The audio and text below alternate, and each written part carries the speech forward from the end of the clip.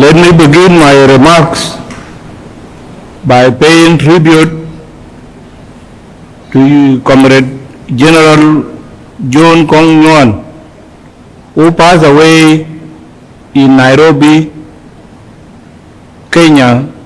This week was a selfless nationalist and dedicated to the liberation war. He is a hero who worked relentlessly for the attainment of our freedom. On behalf of the government of South Sudan, I would like to once again convey my deepest condolences to his family, his colleagues in the liberation struggle, and those who are affected by his death. We will always remember this great son of South Sudan for eternity. Fellow citizens, today we close the year 2022 and will be welcoming 2023 in few hours to come. As we reflect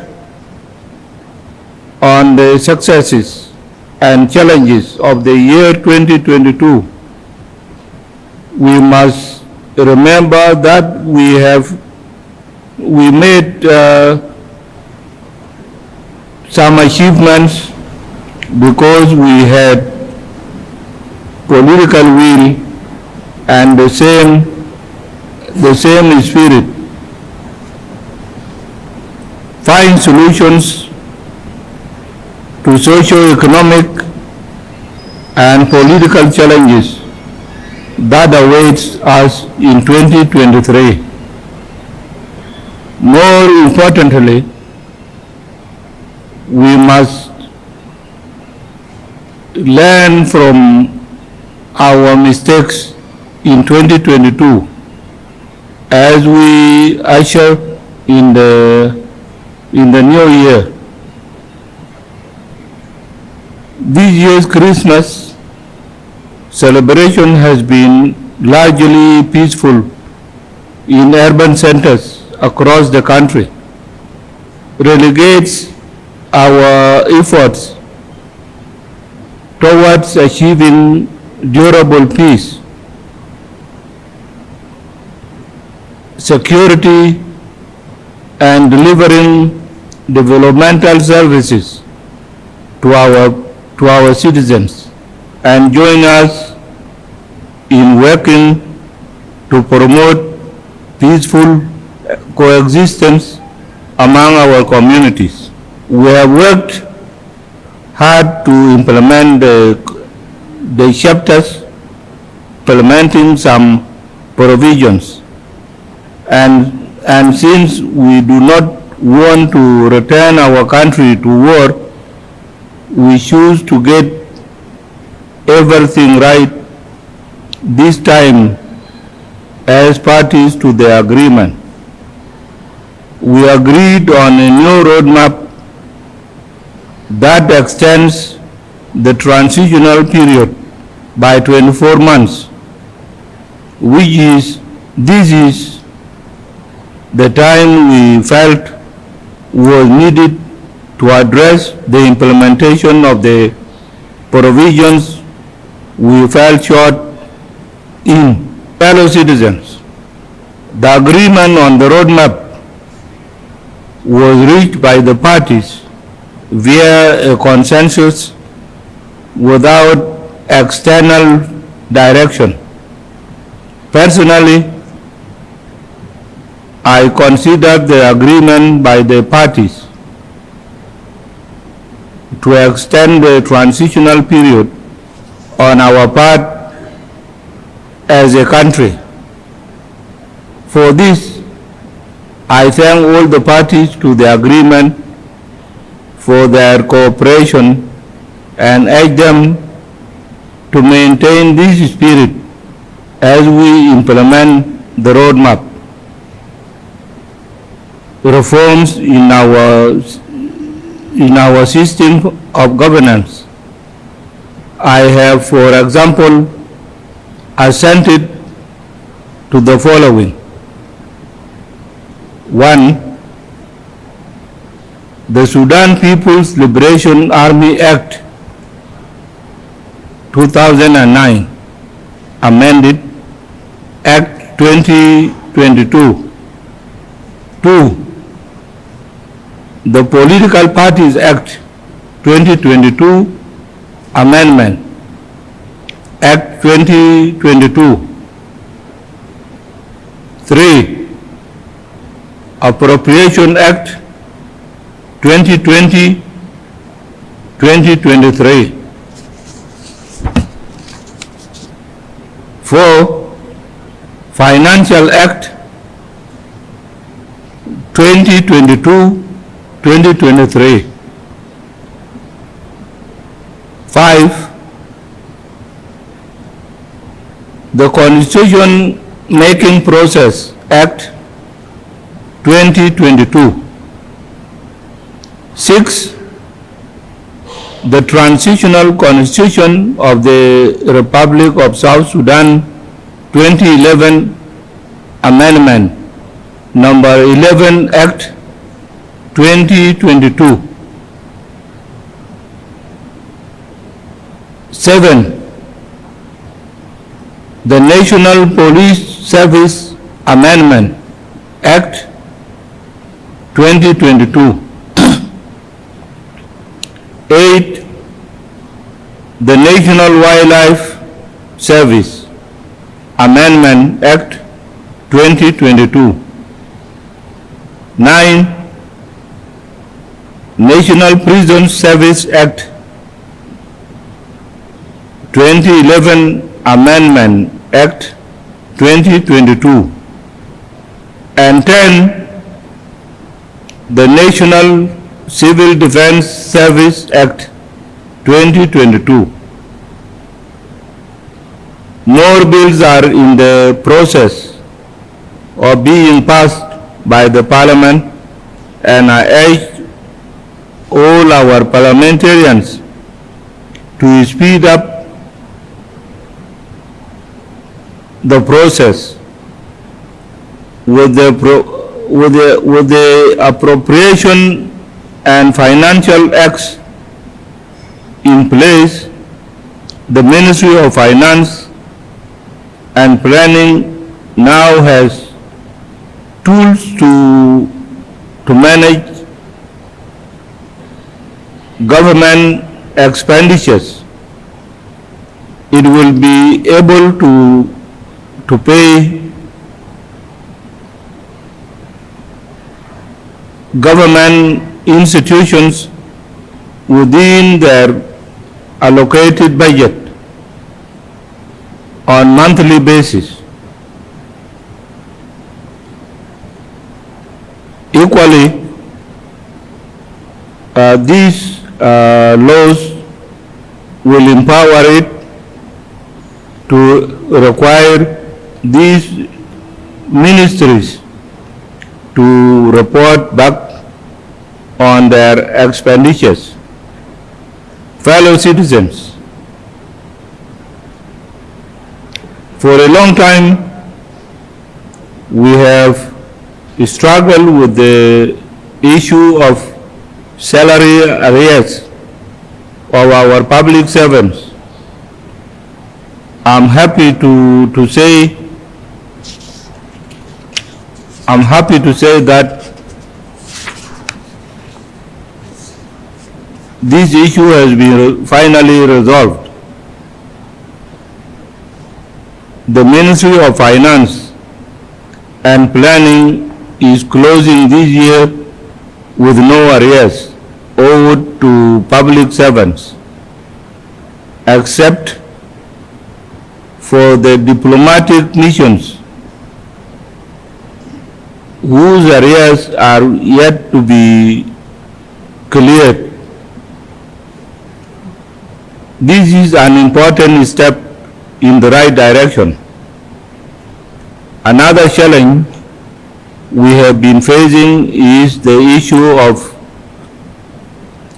paying a living wage to the government workers.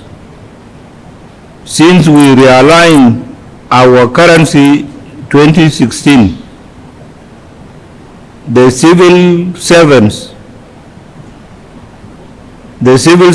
salaries have been consistently outpaced by inflation, and the war-induced economic hardships did not allow us to correct this problem. This year, the Cabinet has finally resolved to increase the salaries of civil servants and constitutional post holders. This cabinet resolution has been referred to a committee within the economic cluster. We will study it and together with the Minister of Finance and Planning find a revenue sources to finance this increment. This, I strongly believe, will motivate civil servants, boost their morale, and improve government performance. Fellow citizens, I need not to elaborate on the importance of each bill I have mentioned. What is important is to note that these laws pave the way for us to put our country back to the path of stability. It is now our collective responsibility to support the institutions that will be set up to implement these laws. For example, the work to set up Constitutional Development Committee, CDC, that will draft permanent constitution and must begin now. This committee will require the cooperation of all citizens to share their views on what they would want to see reflected in their supreme law.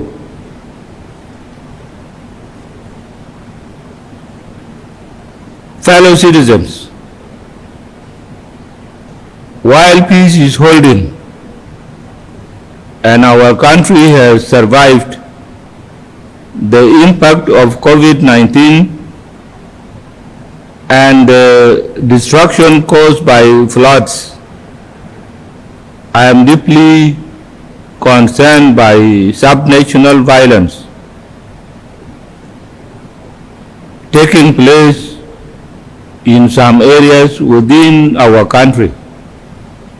I have publicly spoken about the danger posed by this violence to the gains we have achieved in the implementation of the revitalized peace agreement. I have also advised that have potential to cause any conflict. They can be addressed through dialogue without resorting to communal killings. This country is enough for all of us. If we work together, each community can pursue its means of economic livelihood without interfering with others, to focus on developing our country rather than remaining in this situation of continuous insecurity and violence. I just mentioned some people who are reckless always say that we have liberated this country. Who are you to talk with us? Nobody has not participated in the liberation.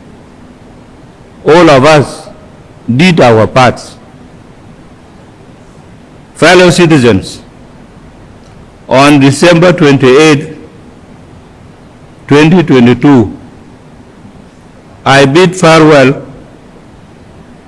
to a contingent of 750 soldiers who are joining the East African Force in the Democratic Republic of Congo.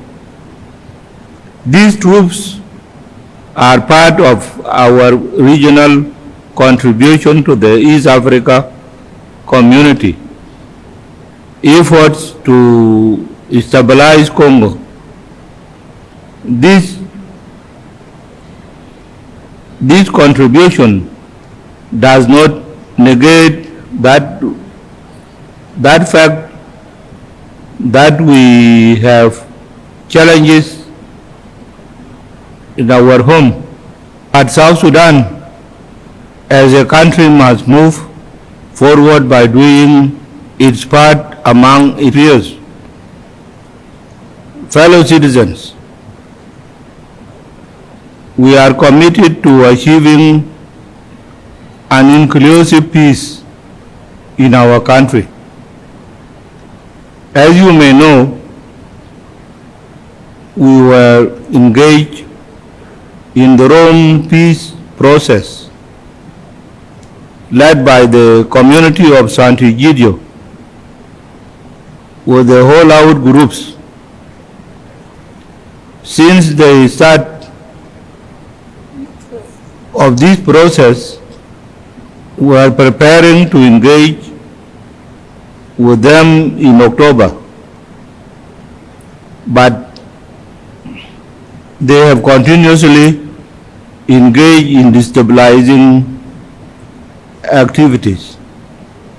Even when we have signed commitment of cessation of hostilities with them, given that this group has not shown seriousness in the Rome process, I suspended the talks with them until that time when they are ready to hold talks, genuine talks with the government.